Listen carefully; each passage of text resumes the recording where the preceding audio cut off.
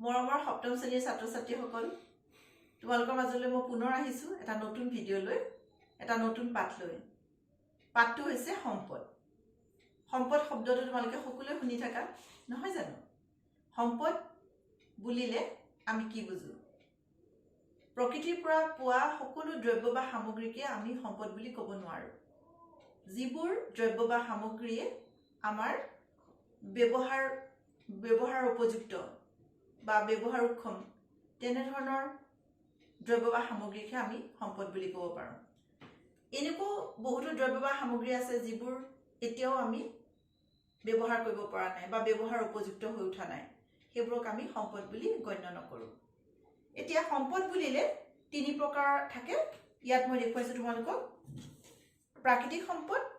মানৱ সম্পদ মানৱ সৃষ্ট সম্পদ তোমালোকে একেটা লিখি ল'ব পাৰা প্ৰাকৃতিক সম্পদ সেকেন্ডটো দিছো মানৱ সম্পদ মানৱ সৃষ্ট সম্পদ এতিয়া প্ৰাকৃতিক সম্পদ বুলিলে প্ৰকৃতিৰ পৰা আহৰণ কৰা সকলো দ্ৰব্য বা সামগ্ৰীকে প্ৰাকৃতিক সম্পদ বুলি কোৱা হয় উদ্ভিদ জীৱ-জন্তু এই সকলোবোৰ প্ৰাকৃতিক সম্পদত পৰে আনহাতে মানৱ সম্পদ বুলিলে যিবোৰ মানুহ উৎপাদনক্ষম সুস্বাস্থ্যৰ গৰাকী নিজকে বিভিন্ন উৎপাদনত জড়িত কৰি ৰাখিছে দেশৰ উন্নতিত অৰিহণা যোগাইছে সেই সকলকহে আমি মানৱ সম্পদ বুলি ক'ব পাৰোঁ মানুহ মাত্ৰ মানৱ সম্পদ নহয় আনহাতে মানৱ সৃষ্ট সম্পদ হৈছে মানুহে সৃষ্টি কৰা সম্পদ মানুহে নিজে সৃষ্টি কৰে বা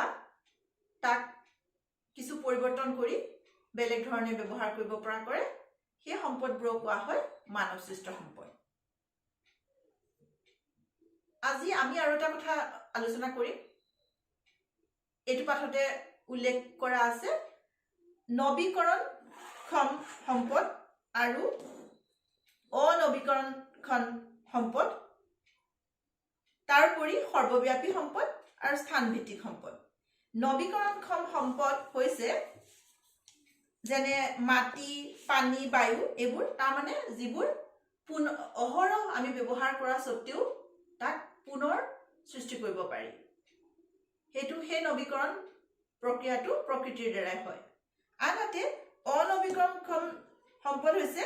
যিবোৰ সম্পদ এবাৰ ব্যৱহাৰ কৰাৰ পিছত পুনৰ পোৱা নাযায় যেনে খনিজ পদাৰ্থ আনহাতে তাম লো ইন্ধন ইত্যাদি সেয়েহে কোৱা হয় যে অনৱীকৰণক্ষম সম্পদৰ ব্যৱহাৰৰ ক্ষেত্ৰত আমি যথেষ্ট মিতব্যয়ী হ'ব লাগে মানে চিন্তা কৰিহে ব্যৱহাৰ কৰিব লাগে আমি অযথা নষ্ট কৰিব নালাগে আনহাতে সৰ্বব্যাপী সম্পদ ইয়াত মই লিখিছো সৰ্বব্যাপী সম্পদ বায়ু পানী মাটি ইত্যাদি যি সম্পদ আমি সকলোতে পাওঁ সেইবোৰকে কোৱা হয় সৰ্বব্যাপী সম্পদ আনহাতে স্থানভিত্তিক সম্পদ আমি সকলোতে নাপাওঁ